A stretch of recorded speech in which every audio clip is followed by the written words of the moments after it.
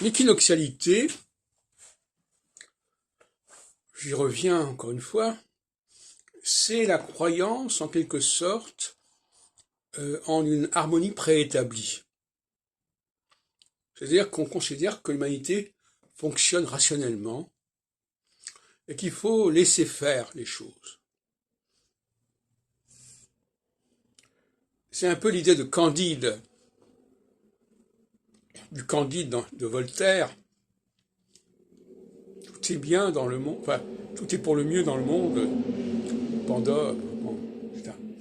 Et effectivement, l'idée que les choses finalement se déroulent comme il faut, sans qu'il faille intervenir,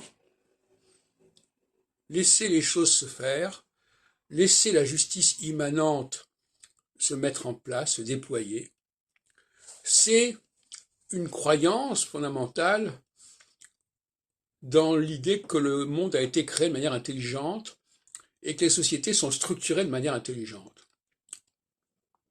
Inversement, la solstitialité serait le sentiment qu'il faut intervenir, qu'il faut construire des choses, comme la tour de Babel par exemple, et qu'il ne faut pas rester les bras croisés. Il faut faire preuve de volontarisme.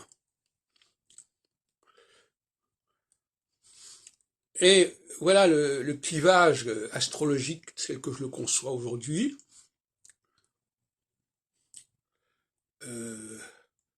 Actuellement, nous allons passer dans une phase équinoxiale de 7 ans, pour 7 ans, c'est-à-dire que nous allons